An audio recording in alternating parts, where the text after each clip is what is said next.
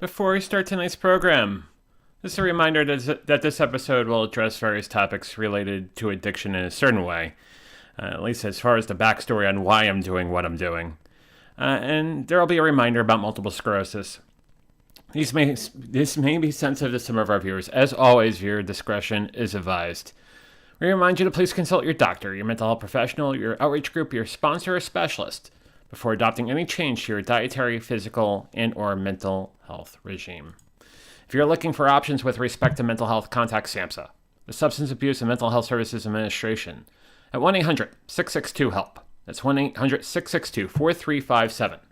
The service is open 24 hours a day, 7 days a week, 365 days a year. It's a confidential free information service for individuals and family members facing such stressors. Importantly, if you're feeling suicidal crisis or emotional distress and need to be put in touch with a crisis center, call the Suicide Prevention Lifeline at 1-800-273-TALK. It's 1-800-273-8255. Or go to suicidepreventionlifeline.org. You can also text the word HOME to 741-741. Those resources are also available 24 hours a day, 7 days a week, 365 days a year. And I wouldn't have a talk or a disclaimer without talking about something that's been near and dear to my heart over the last 14, 15 months, but quite frankly, the last 11 years, and that of multiple sclerosis. The National MS Society is a collective of passionate individuals who want to do something about MS now, to move together towards a world free of multiple sclerosis. Multiple sclerosis is comprised of unpredictable and often disabling flare-ups of the central nervous system. Such flare-ups disrupt the flow of information within the brain and between the brain and the body. The National MS Society is the largest private funder of MS researchers in the world, investing more than $1 billion to date. MS stops people from moving, but the National MS Society exists to make sure that MS doesn't. To contact the National MS Society, please call 1-800-344-4867. Again, 1-800-344-4867. Or go to their website at nationalmssociety.org. Also, as I did last year, I will be taking part in the Walk MS 2022 in Media, Pennsylvania on April 23rd. We are raising money for this in the National MS Society through A Venture to a Cure's fundraising page at rebrand.ly/A Venture to a Cure. A Venture to a Cure was a fundraising page I created last year for the MS Walk, which was virtual last year. Continuing the fundraising page this year for this walk over in Media on April 23rd. Thank you for all of you who have donated to this amazing organization. It touches me in so many ways, and I appreciate all of you. And on that, let's begin. You know, when I show the board at the beginning of every episode, I usually show the number of days on a diet, the number of days sober, and the number of days not gambling. But something that's been on this board for a very long time, just like those numbers, are those distances in kilometers and in miles. That fourth one, 21.1 kilometers, 13.1 miles, is going to come very important on Sunday. We're going to talk a lot about that in this hour because this is the Venture Forward.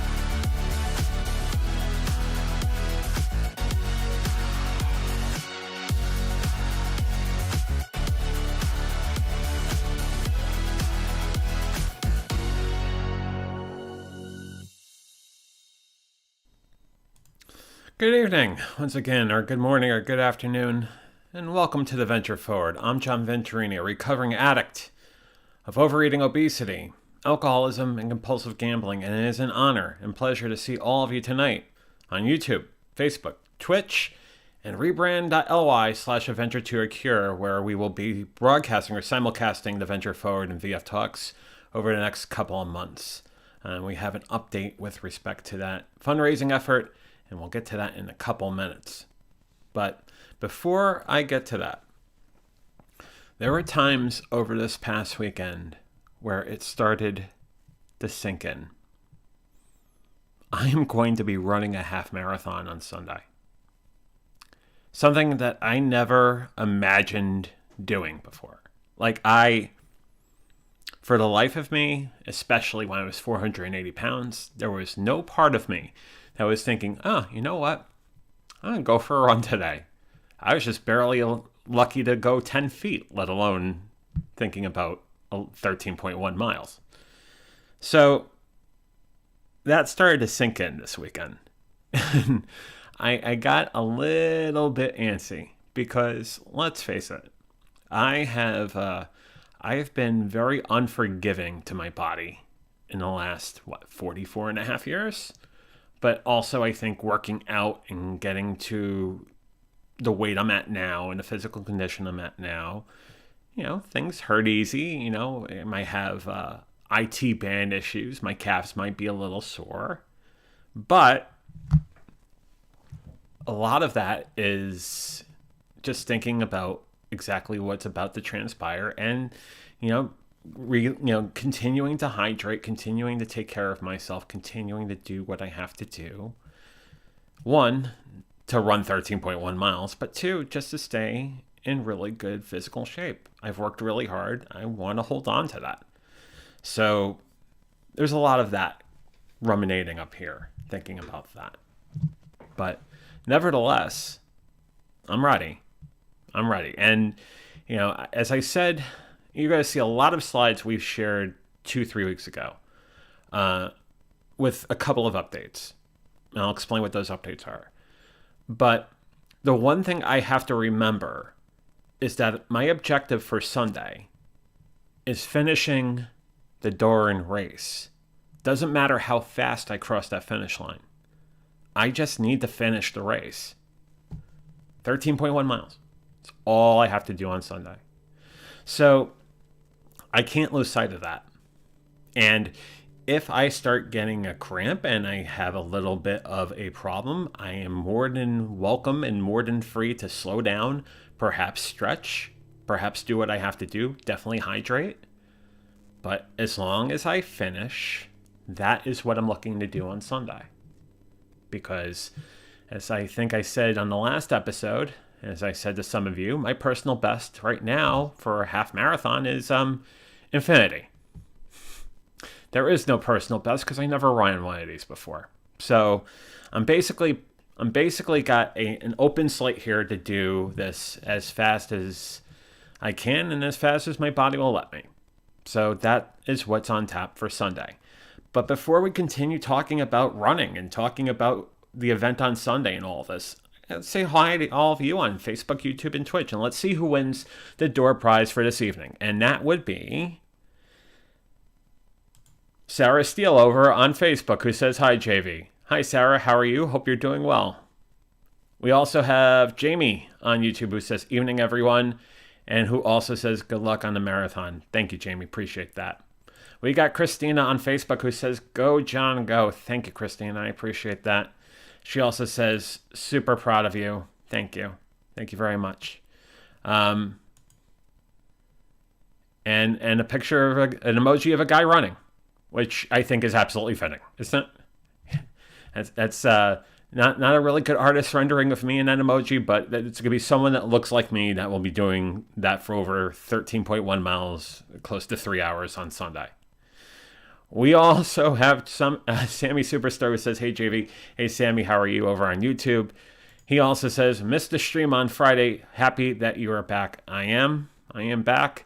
I am back and I'm ready to run. So there's a little bit of a scheduling change on that too. We'll get to that before the end of the show as well. because this is an effort that has taken a lot of my time, and certainly I'm going to see this to the finish line, funny enough. Pun intended, right? Pun intended. So let's talk about that. This is episode 4.15. Ready for a run. And I'm ready for a run, right?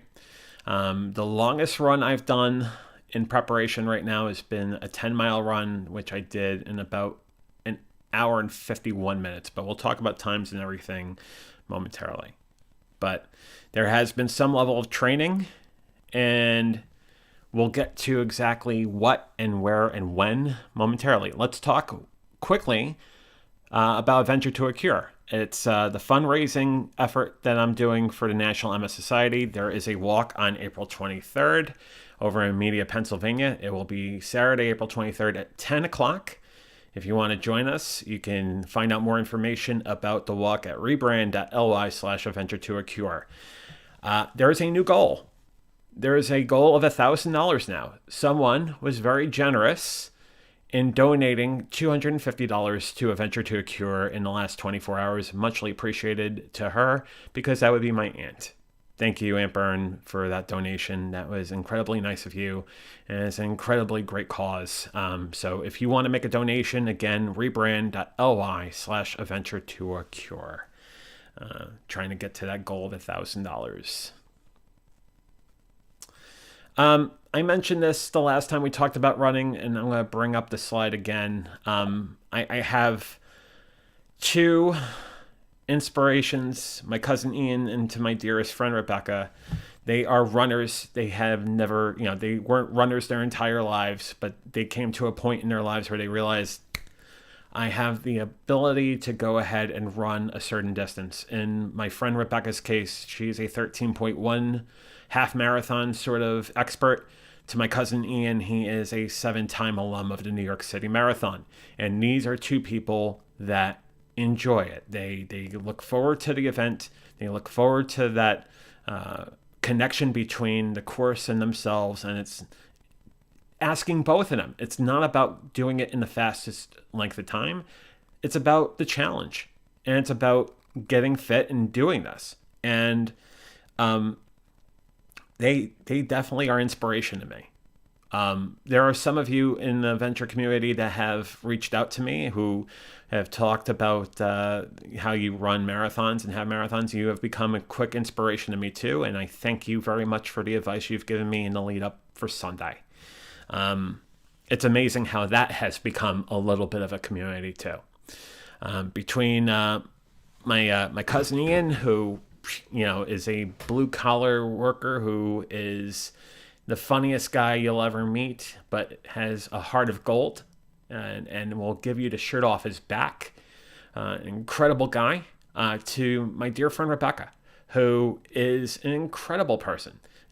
She's, I would say, a multifaceted talent. She has so many different loves and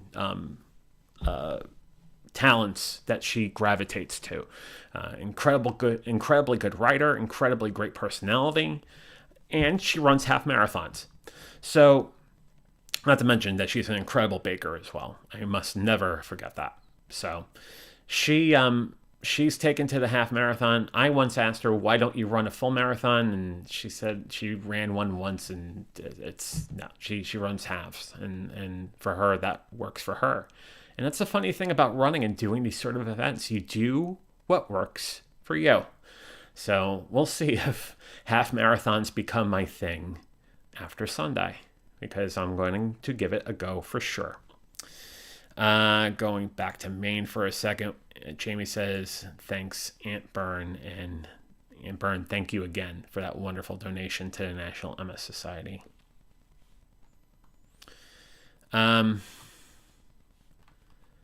I'm going to rehash some thoughts from a couple weeks back, in the sense that, why now? Why am I doing this now? Is it a question of, I have something to prove, or am I physically able to do this? And I'm doing it now because, heck, if I can spend 3 hours at the gym doing other things, and I know I can become one with my community, one with a course, I'm going to do this.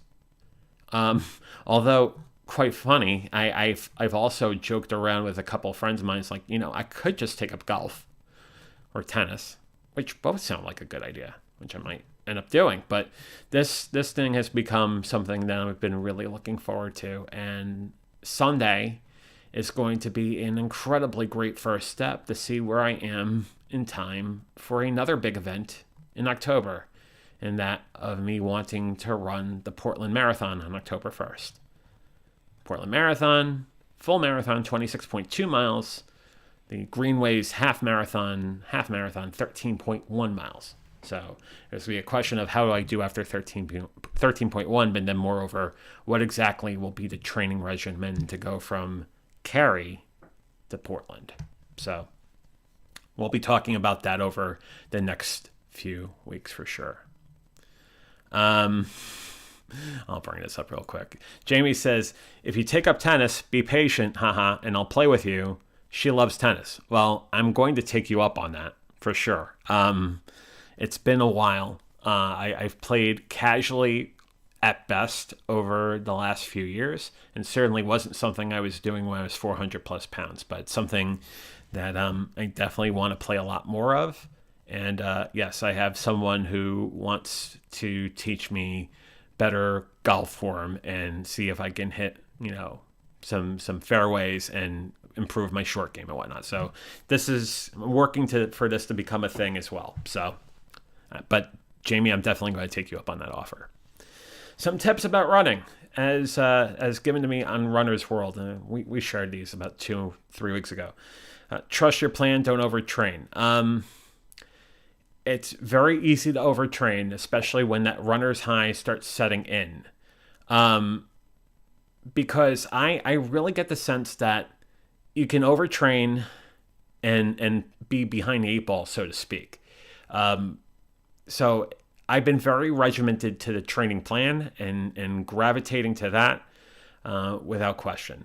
Getting ready for the distance. Yeah, it's a 13.1 mile race. I ran a 10-mile training run, and knowing that if I could run 10 miles, well, what's the difference between 10 miles and a half marathon? Well, that would be a 5K. So if I can run 10 miles, then all that gets me from that to the finish line is another 5K for sure. So that's something that is fresh in my mind without question. Run, then race. Yeah. And I think the thing is running a pace that feels comfortable.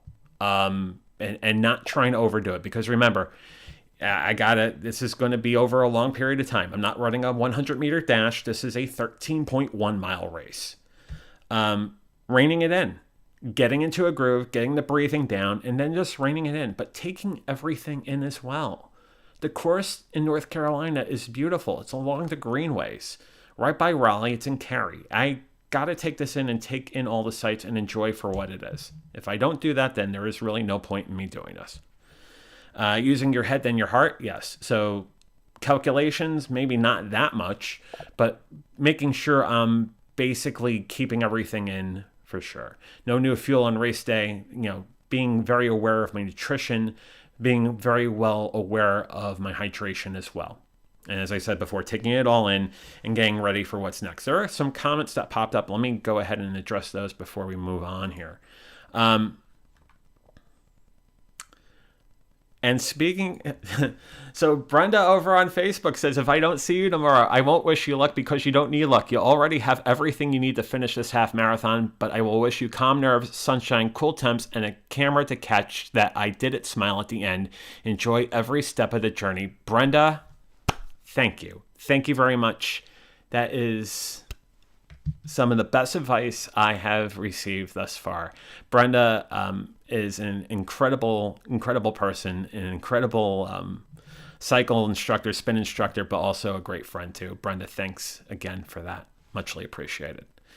Gillyman over on YouTube rather, says, I just ran 9 miles at a hard trail. Hey, John. And then ran another 4 this morning. Gilly is definitely someone who is very much in shape and has been giving me a nugget of knowledge here and there too. And Gilly, I appreciate all of you have been sharing with me as well.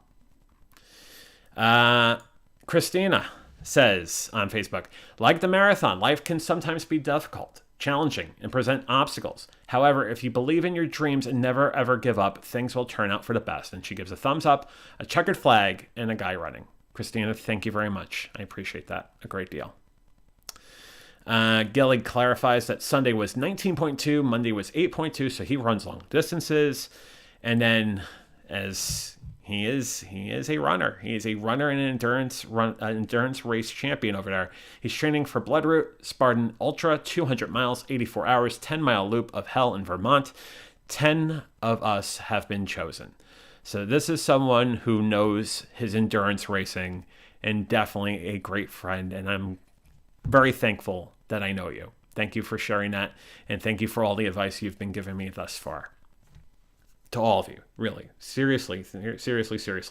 We talked on the last episode about the power of community. You have been an incredible community for me, and I can't thank you enough. So, thank you. I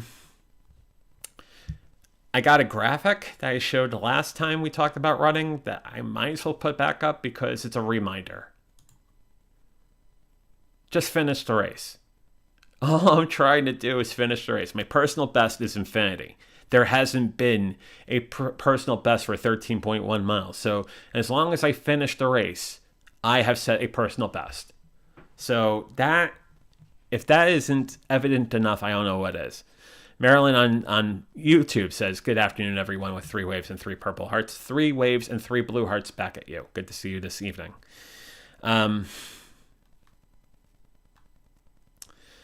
So we talked about the 2 races in question. The race on Sunday, it's at 8 o'clock with everybody registering at 7. I will try to be there early and see if I can find a strategic place in an open start, because we'll be an open start over a half hour, and I'll make sure that I could run at a certain pace that is not going to be in the way of the fast runners, the ultra half marathoners that are running this race as well. But for sure, I'm looking forward to that for sure. Portland, as I mentioned, is going to be Saturday, October 1st. And whatever I end up doing on Sunday will be a good sort of baseline, if you will, of what my training plan is going to be for October. Plenty of time between March 27th and October 1st, so it gives me enough time to think about exactly what I'm going to need to do and train up to it. Truth be told, to train for this half marathon, I didn't train with as much time as I would have liked to. I think my training plan was over 8 to 10 weeks, but also 4 weeks of a pre-train before that. So 14 weeks in total. I think to train for Portland's going to be at least 4 months, maybe 4.5. So probably something I'll be starting in late April, early May to get to a place where I feel comfortable in running a Portland course that is going to be very hilly, which is going to be quite different than what I'm going to be seeing on Sunday in Cary. So I got to keep that well into consideration. It's going to be a different course, it's going to be a different set of expectations, but moreover, another challenge, another thing for me to try to do and finish and prove and take in a victory. And the victory therein, again, much like Cary, is finishing the race, right? So that's what I'm looking forward to. We talk about the Greenway, the Cary Marathon, 13.1 miles. It's an over and back race, so you're heading west for 6 miles and change, and then you're heading back east to the park, the Bond Metro Park, which would be the start-finish line for this race. Some quick comments before we continue here. Gillyman says, so cold showers until you absolutely jackhammering, shivering, and you want to scream at the top of your lungs. I guarantee this will help you. So a little bit of Wim Hof. Wim Hof is definitely something I've been considering, but something I have not been doing. And if I don't do it for this, it's something I might take into consideration for Portland for sure. Gilly also says, good luck, John. Always here for you. Thank you, man. Appreciate it, brother. And Jamie with 3 purple hearts and 3 blue hearts, and 3 blue hearts and 3 purple hearts back at you.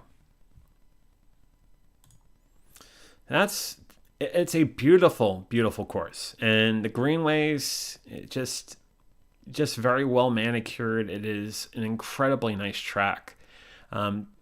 This half marathon is not the only half marathon or endurance race they run. They run a series of races throughout the year. It brings up a very interesting question that I was asked today and a few times previously, and I'll get to why this race, why North Carolina, in a minute or two. But if you think about the course, it's not something that is overly hard. It is a lot of park running, a couple of trail crossing and road crossing, but not terrible. And there should be good attendance for the race on Sunday. So, given what we've been going through in this world in the last 2 years and change, it'd be an absolute pleasure to be running with other people and getting back to some sense of normalcy. So that's what I'm looking forward to for sure. Jamie says she has heard about cold showers and something to do with healthy mitochondria, but doesn't quite remember. She doesn't like cold showers. She's a wimp. I don't think you're a wimp. And it's okay not to like cold showers. But I've heard that too. And, it's something that I'll probably do a little more research on. And if you want to talk to it, Gilly, we can definitely have you on the show to talk about the power of cold showers, but moreover, the sort of strategies you take as a distance runner, because you definitely have some really great strategies, and it'd be great for you to share them on the show at some point, especially in the lead up for Portland. So if you want to do it, just let me know. And yeah, I'll just say this again. The email, theventureforward@gmail.com, if you have any questions or if you want to talk about your story. We'd love to have you on the show. So we talk about we have talked about the race itself, but let's talk about times. So it's a slide that I showed previously, but it's been updated. So the 10-mile run that I ran on March 13th, I did in 1:50:16. Again, not the fastest runner, but my goal is just to finish. So that's what I'm looking for. Wednesday, 3:16, I ran a 5-miler in 47:33. Thursday, St. Patty's Day, I ran 4.1 miles in 39:45. Sunday, over in Kerr Park in Downingtown, I ran 7.2 miles in 1 hour, 25 minutes. So it was more of a walk-jog run, which certainly 125 over 7.2 can definitely get me through this half marathon in less than a 3-hour time limit, which in the back of my mind is something I'm thinking about, is that 3-hour time limit. Don't want to go 1 second above that. If I finish at 2:59:59, I'm a very happy camper for sure. And then today, before the show tonight, I ran 5K in 29:29. So was it the fastest? No, there have been faster times along the way, but 29:29 is certainly something that could sustain itself over a 13.1 mile race as far as that 3-hour time limit for sure. Gilly had some additional comments. He said he'll come on after his race, his extreme blood root race, and talk about it. Gilly, absolutely. Let me know when you would like to talk about it, and I would love to have you on the show, on this main show about running, about endurance running, and the sort of tips and techniques that you've used to become the distance runner, the endurance runner that you've become. Gilly says it's May 11th. I'll come sometime shortly after and talk about his sobriety journey. Yeah, fantastic. The two definitely run hand in hand. So sobriety and endurance running and the things that you've done to basically live a better life. Gilly, I would look forward to that big time. So thank you, man.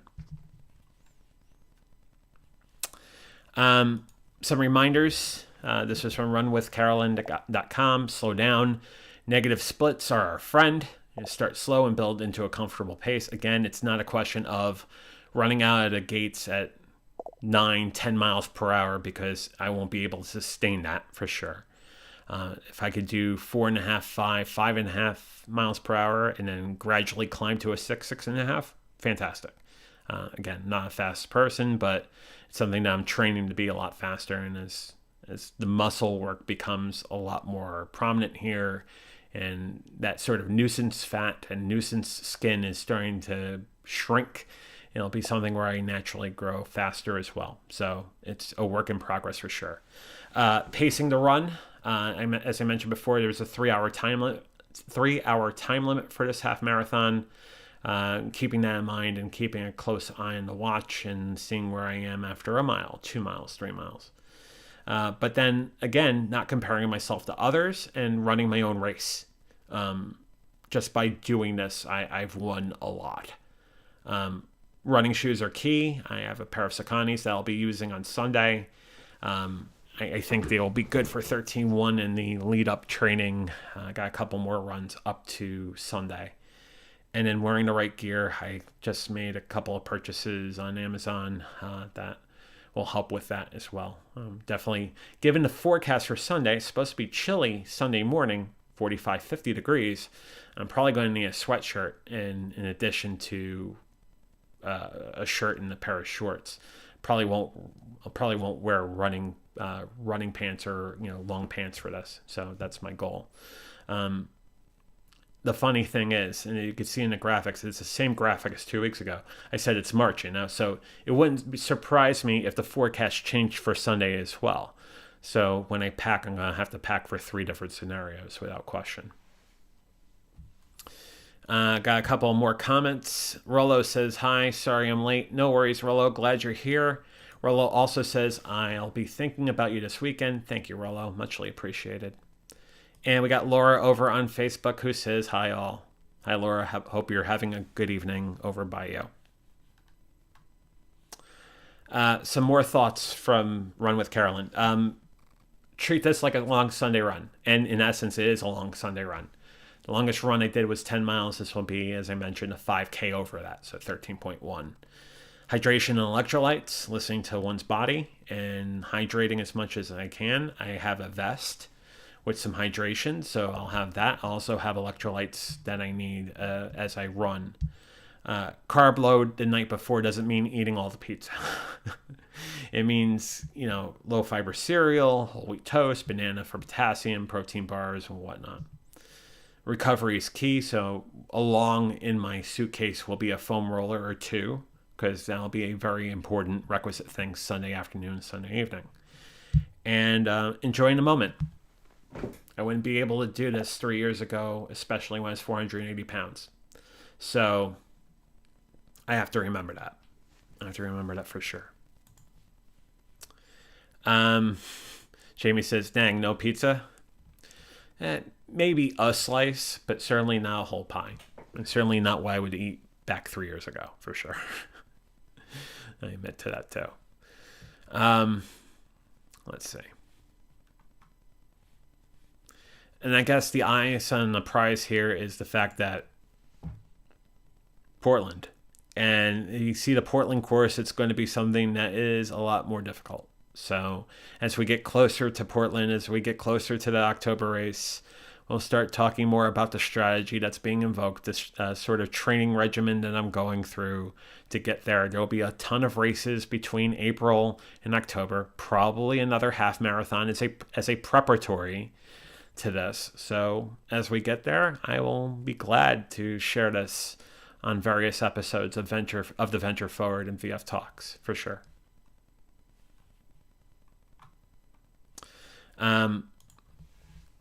Before I get to language of letting go, I wanted to explain why North Carolina, why this race, and moreover, the sort of meaning that Carrie in the Greenways has for me.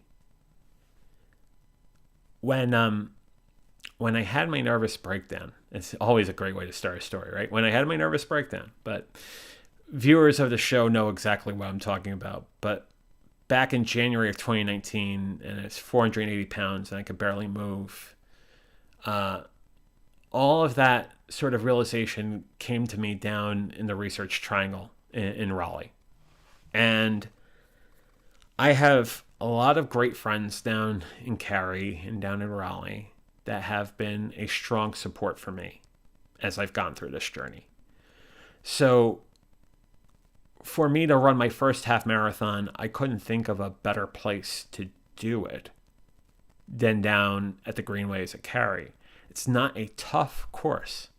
It's a Greenways course. There's some hills, some slight hills, but not the large hills that we would see on the Portland course, or God only knows the New York City Marathon for sure. But it's a course that I could tackle. And it's also an homage to, one, where this journey began, but two, the very near and dear people in my life that have become a very strong support for me. You know, we could talk about Stella and Rebecca, for sure, them. But certainly a lot of my other dear friends who live down in Raleigh and in Durham and in Cary, they've been very important to me in the last 3+ years. So this race, me running this race, is definitely an homage to them. And that's why I'm really excited about this. You know, finishing it is obviously most important to me. But the fact that I'm actually have the opportunity to go ahead and do this, that's winning. That's winning right there. So that's why Cary, that's why Sunday, and that's what I'm looking to Sunday around, I'll probably be done about 10, 11 o'clock. I'll let you know that I'm alive by noon. That's what I'm shooting for.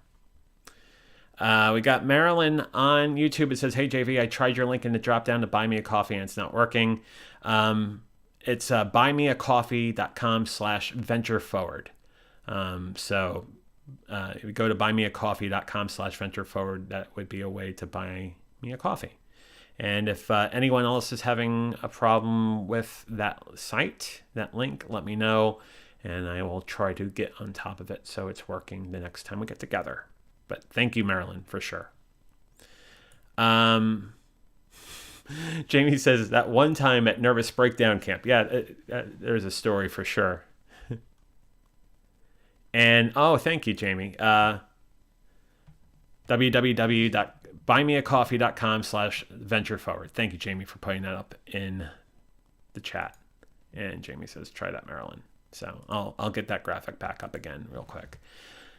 Use a secure HTTP on this. https://www.buymeacoffee.com/ventureforward. Thank you, Jamie, for putting that up there. That said, let's talk about language of letting go. And today's language of letting go is a very interesting one, especially given the story I've gone through and the sort of hurdles that I've jumped over. Pun intended? Maybe a little bit. But I think it's worth talking about. So let's do some language of letting go. Oh, someone bought me 3 coffees. Thank you. Thank you, that someone for caffeination. I appreciate that, and I appreciate you. And Marilyn, if you got through to buying me the 3 coffees, thank you, Marilyn. I appreciate that very much so.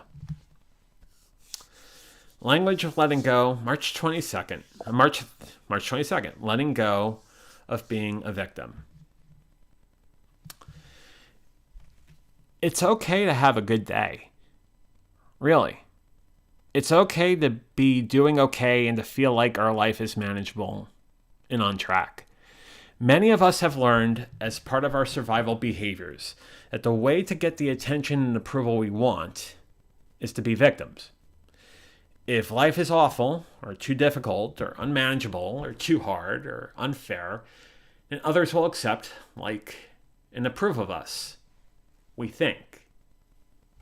We may have learned this from living and associating with people who also learned to survive by being a victim. We're not victims. We do not need to be victimized. We do not need to be helpless and out of control to get the attention and love we desire. In fact, the kind of love we are seeking cannot be obtained that way, not by any stretch of the imagination. We can get the love we really want and need by only owning our power. We learn that we can stand on our own 2 feet, even though it sometimes feels good. Sometimes it feels good to lean a little bit. We learn that the people we are leaning on are not holding us up, but rather they're just standing next to us, standing and supporting us that way. We all have bad days. Days when things are not going the way we'd like. Days when we have feelings of sadness and fear. But we can deal with our bad days and darker feelings in ways that reflect self-responsibility rather than victimization. It's okay to have a good day too. We may not have as much to talk about, but we'll definitely have more to enjoy. God, help me let go of my need to be a victim. Help me let go of my belief that to be loved and get attention, I need to be a victim. Surround me with people who love me when I own my power. Help me start having good days and enjoying them. That's today's language of letting go.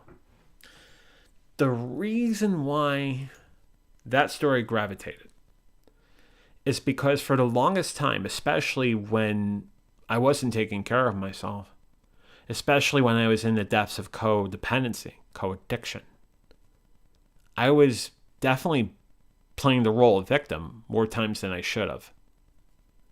And I think when we're knee deep in the claws of codependency, we do that because we learned that through other people who were survivors, just as the passage said. It's spot on. I think what I've learned for me running this Sunday is that I'm not that anymore. I'm far from that. Outside of the fact that I've dropped 300 plus pounds, outside of the fact that I've been sober for almost 3 years, outside of the fact that I have not gambled for nearly 2 years, I'm definitely not that sort of person anymore. And I have to, having a passage out of Language of Letting Go to remind me that, of course, it resonates. But also taking part in a half marathon on Sunday in North Carolina that has a lot of importance to me, well, that really slams it home. Marilyn says, thanks, Jamie, at work. Thank you again, Marilyn, for the coffee. I appreciate it. And Jamie says, cool, Marilyn. So what is coming up on the venture? There will not be an episode on Thursday, nor will there be AVF Talks on Friday. I am traveling down to North Carolina Thursday night, and I will be preparing for the half marathon Friday and Saturday. So there won't be a Venture Forward on Thursday, and there won't be a VF Talks on Friday. The race is on Sunday. I may do a short from North Carolina just to give a quick reaction of how everything went. We will have a more detailed talk about that 1 week from tonight at 8 Eastern, 5 Pacific to fully analyze how awesome this run was. Because it's going to be awesome, and I know it will be awesome for sure. And then next Thursday, so the 31st, we're going to talk about owning our own power. So as almost ripped out of today's Language of Letting Go, we're going to talk about how important it is for us to move the narrative back to us so we can grow that strength, love, and power inside of us first, so we can provide strength and power for so many others. It's a very important thing to talk about, especially after running a half marathon and also doing what I've been doing. But quite frankly, all of you in this community have a lot of great opinions about that too. And I certainly look forward to your comments next Thursday about that. And VF Talks, our Friday party, will come back on April 1st at 6:30 Eastern, 3:30 Pacific, where it's basically the most fun of the week. And it's with Matt Haas and Paul Burke and all of you. It's one of the highlights for sure. And I look forward to doing that with all of you. But until next Tuesday, I'll say the same thing I say at the end of every Venture Forward and VF Talks. Stay safe, stay sane, stay strong, stay sober. You're worth it. Have a wonderful night. Have a wonderful rest of your week. And I'll see you next Tuesday night for the very next episode of The Venture Forward. Have a wonderful night. I love you all. Fly be free.